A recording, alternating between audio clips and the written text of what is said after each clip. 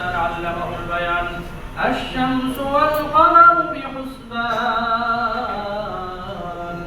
والنجم والشجر يسجدان والسماء رفعها ووضع ميزانا لا تطغوا في الميزان وأقيموا الوزن بالقسط ولا تخسروا الميزان والأرض وضعها للأنام فيها فاكهة والنخل ذات الأكمام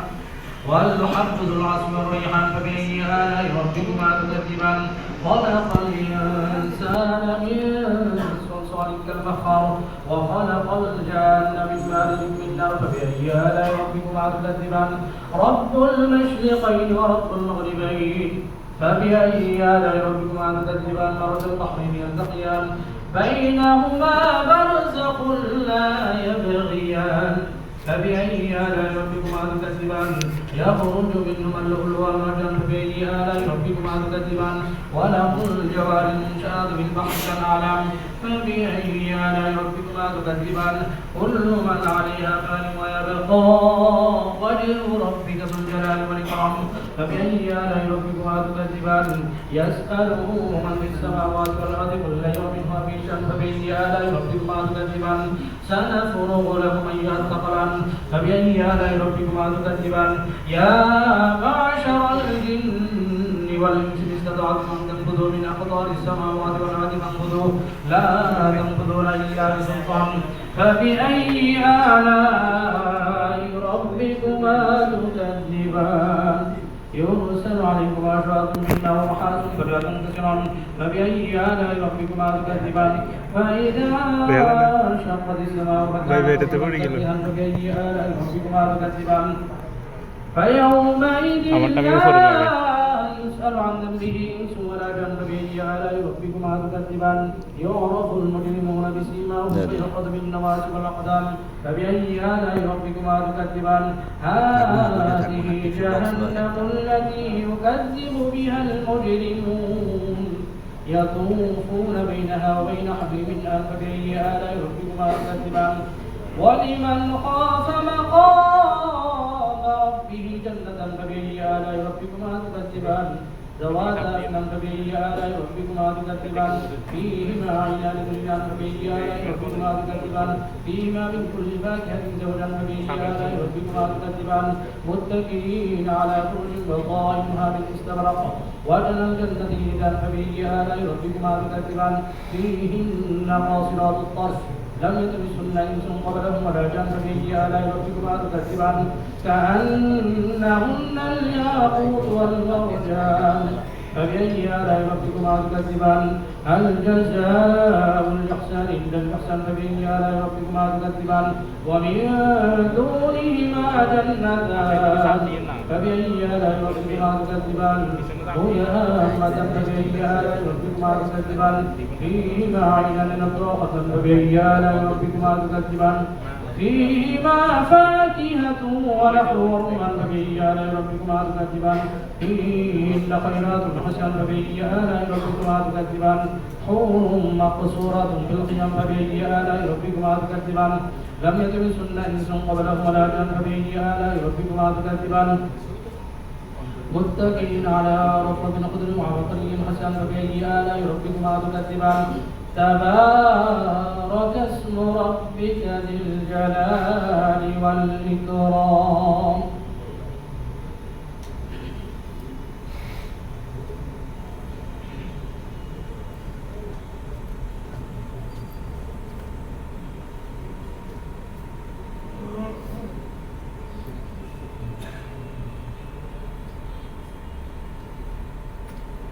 الحمد لله نحمده ونستعينه ونستغفره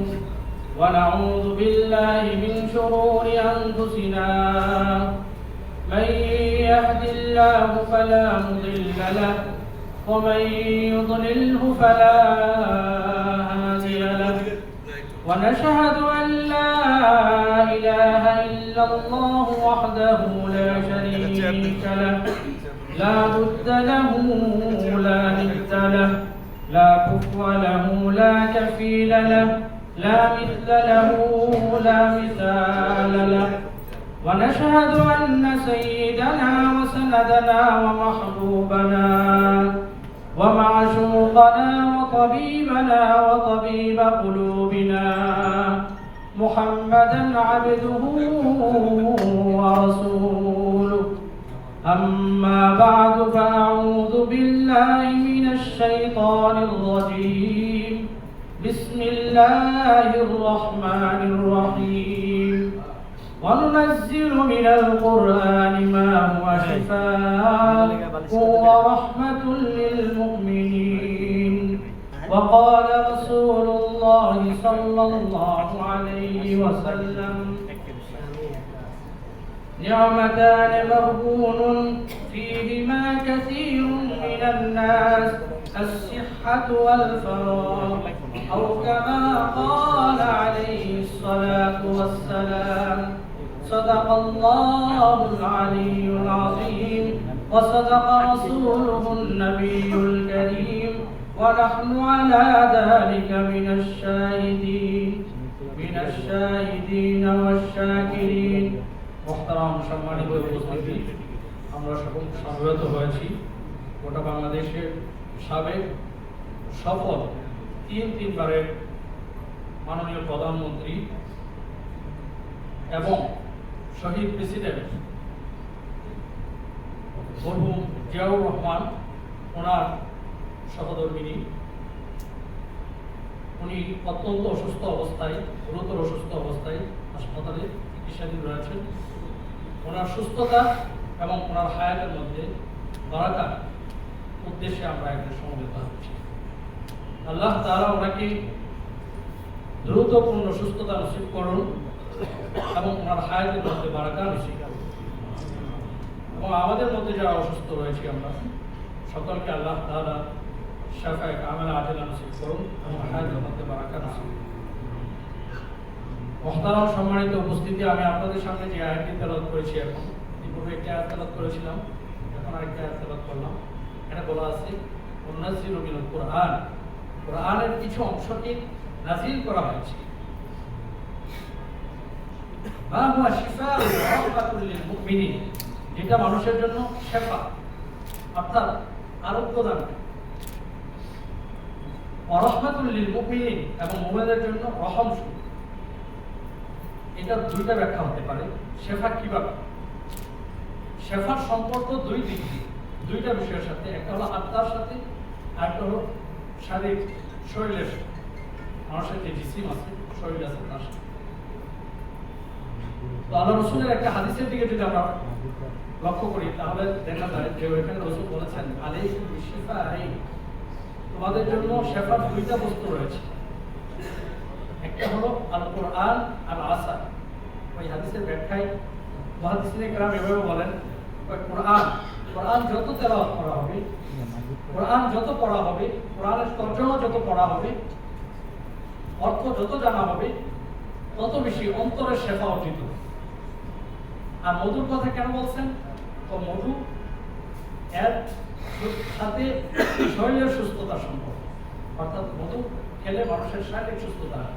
অর্থাৎ রসুলের এই হাদিসের মাধ্যমে প্রমাণিত হয় যে বেশি বেশি কোরআন পড়লে অন্তরের শান্তি, অন্তরের প্রশান্তি বৃদ্ধি পায় এবং মধু যেটা আছে ওটা খেলে মানুষের সুস্থতা আসে। এবং রসুলের অন্যত্র হাদিসে আছে যে তোমরা সাল্লাল্লাহুল ইয়াকিন ওয়াল আফিয়া, আল্লাহ তাআলার নিকট ঈমান চাও এবং সুস্থতা চাও। কেন? ফামা উতিয়া আহাদুন বাদাল ইয়াকিন খায়রান মিনাল আফিয়া। আল্লাহ রাসূল সাল্লাল্লাহু আলাইহি ওয়াসাল্লাম এখানে বলেন, একটা মানুষকে যতগুলো নিয়ামত দেওয়া হয়েছে, ঈমানের পরে শ্রেষ্ঠ নিয়ামত হলো সুস্থতা।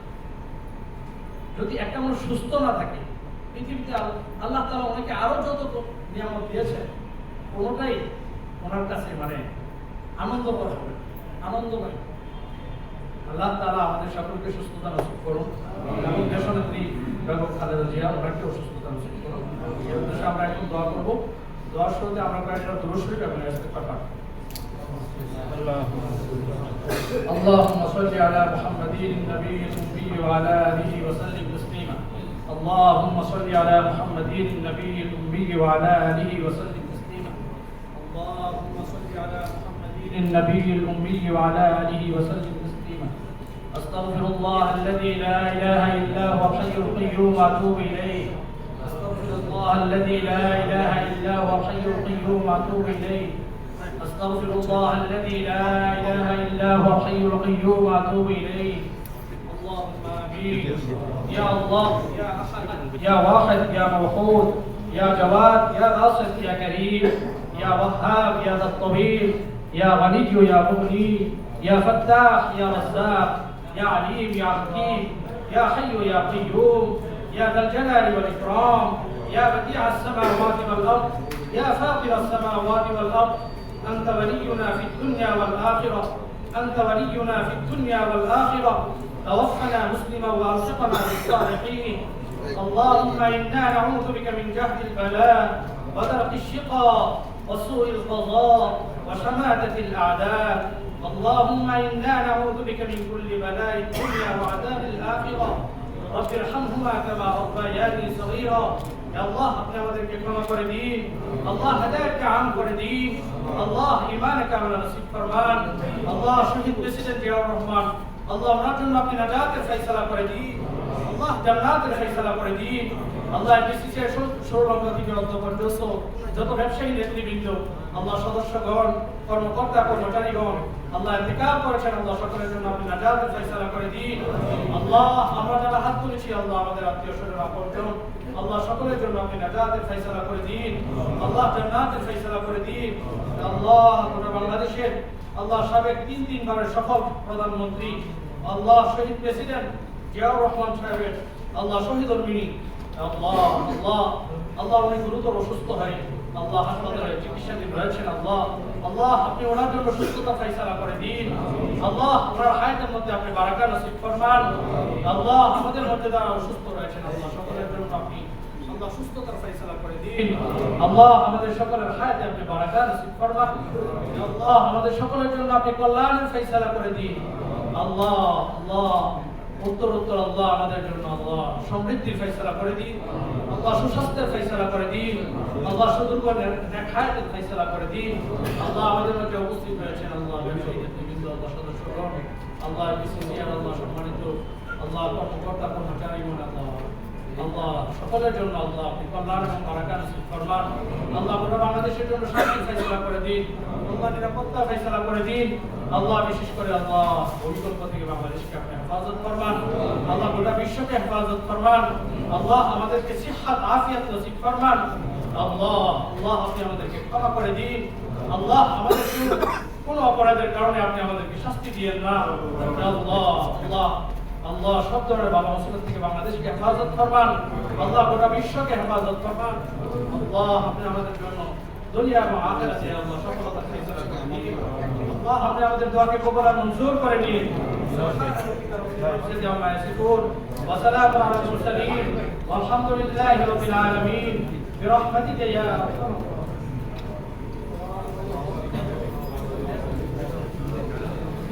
দিছে আমাদের দিনে আমাকে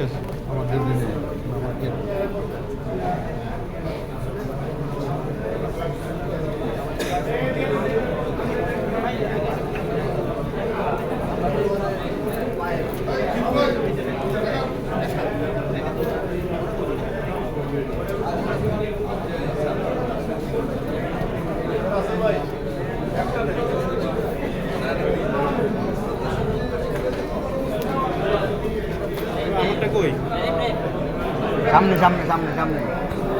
নিচে দেবে